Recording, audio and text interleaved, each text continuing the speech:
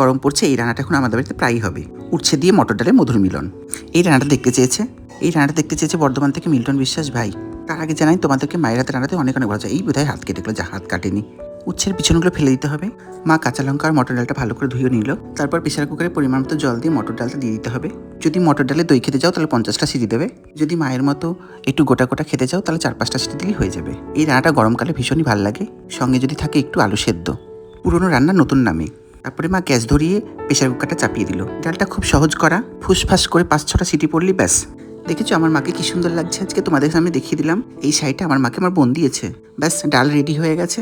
আমার বাবা ডাল আবার একটু গোটা গোটা খায়, গলে গেলে পছন্দ করে না। তোমরা তোমাদের মতো সিদ্ধ করবে। তারপর মা উচ্ছেগুলো ভালো করে ধুয়ে নিল। উচ্ছেগুলো কিন্তু আমিই কেটে দিয়েছিলাম। এরকম গোল গোল গোল করে গরুর গাড়ি চাকার মতো কেটে নেবে। তারপরে ওই কড়াইতে সর্ষের তেল দেবে, কারণ ডালগুলো ফোড়ন দিলে সর্ষের তেলেই দেবে, সর্ষের তেলেই বেশি স্বাদ হয়। তারপরে শুকনো লঙ্কা ফোড়ন দেবে একটু, আর একটু সাদা জিরে।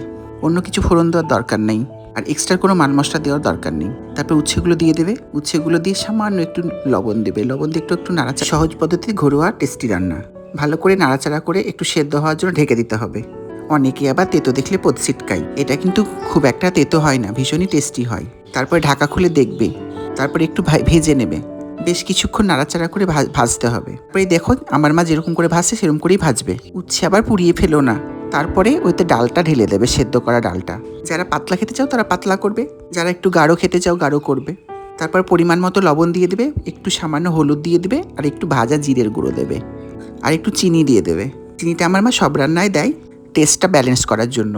দেখেছো কি সুন্দর লাগছে। তোমরা কি কোনোদিন উচ্ছে দিয়ে ডাল খেয়েছো? তোমরা কে উচ্ছে দিয়ে ডাল খেয়েছো আমাকে জানাবে। আর এরম করে মায়ের মতো করে উচ্ছে দিয়ে ডাল বানাবে। গরমের দিনে স্বাস্থ্যের পক্ষেও ভীষণ ভালো এবং খেতেও খুব সুন্দর টেস্টি লাগে। তোমরা যদি জিরে ভাজা গুঁড়ো দাও তাহলে নামানোর পর দেবে। যদি তোমরা জিরে গুঁড়ো দাও তাহলে কিন্তু যখন মা দিল তখনই দেবে।